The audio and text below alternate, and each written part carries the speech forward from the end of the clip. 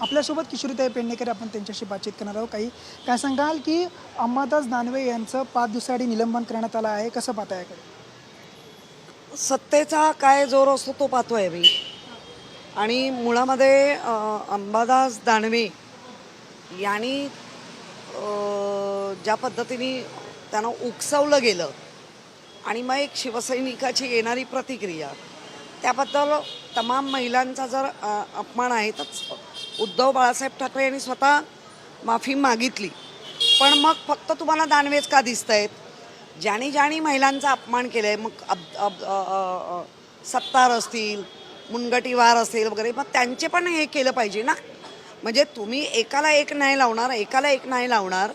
आणि दानवेंनी स्वतः सांगितलं की ही कुठली पद्धत, की विषय कुठला चाललाय, जो संबंधित विषय नाही तिथे बोट टाकून त्यांना उकसवायचं आणि मग ॲक्शनला रिॲक्शन आणली की मग सत्तेचा जोर करून तुम्ही त्यांना निलंबित करणं, तर कामकाजामधला तो भाग आहे.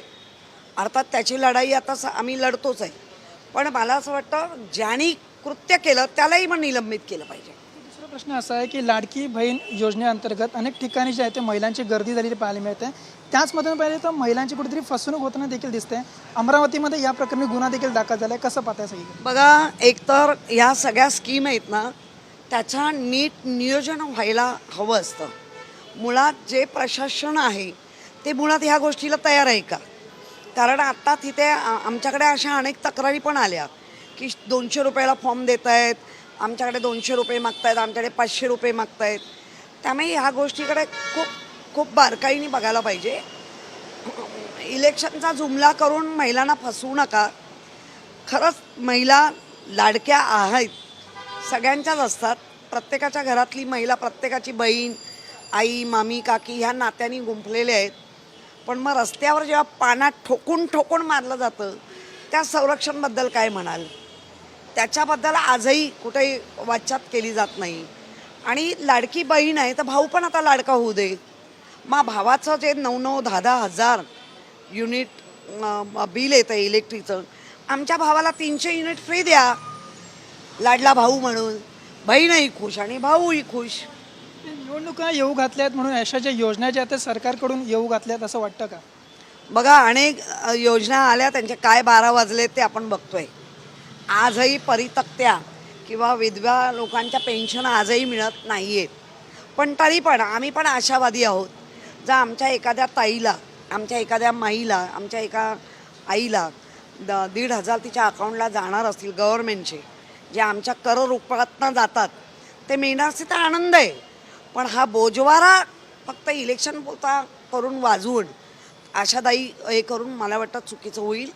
भावना जरी किती चांगल्या असल्या तर त्याच्याबरोबरचं जे कर्तव्य आहे, जे त्या कर्तव्यावर असलेले लोक आहेत ते नीट कर्तव्य करत नाही आहेत, असं आमचं म्हणणं आहे. एक अजित पवार गटाचे जे नगरसेवक आहेत ते आता जयंत पाटील यांच्या भेटीला गेलाय, कसं पाहताय सगळीकडे? अजित पवारांबद्दल मी काही नाही बोलणार. खूप झाकली मूठ 1.25 लाखाची होती. शेवटचा प्रश्न असा आहे की झेडपी ज्या शाळा आहेत, झेडपीच्या शाळा आहेत, ते शाळेच्या कुठेतरी दुरावस्था झालेलं पाहायला मिळतं, याकडे कसं पाहता? बघा, आज राज्यात शाळेच्या दुरावस्था तर झाल्याच आहेत. म्हणजे झेडपीच्याच काय, म्हणजे मी तर म्हणेन आमच्या महानगरपालिकेच्या शाळा काहीतरी बऱ्या आहेत, कितीतरी पटीनी बऱ्या आहेत याच्यामध्ये. पण झेडपीच्या शाळांची दुरवस्था, टॉयलेटपासून घेतलं तर ते हायजिनिक बाळ शाळेत शिकू नये, हायजिनिकपणाच नाही आहे, शिक्षक नाही आहेत. गेल्या वर्षी शिक्षक भरती करण्यास सांगितलं आहे. ज्यांचा पवित्र पोर्टलवर ज्यांच्या नियुक्त्या झाल्या होत्या त्या रद्द केल्या आहेत. खूप प्रश्न आहेत. आरोग्यसेवा बिघडलेली आहे. त्यामुळे अनेक प्रश्नांना बगल देऊन लाडकी बहीण योजना आणून भारित करण्याचा जो काही प्रकार आहे तो चुकीचा. धन्यवाद ताई, TV9शी बातचीत केल्याबद्दल. कॅमेरासह रोहन अविनाश माने, TV9 मराठी, मुंबई.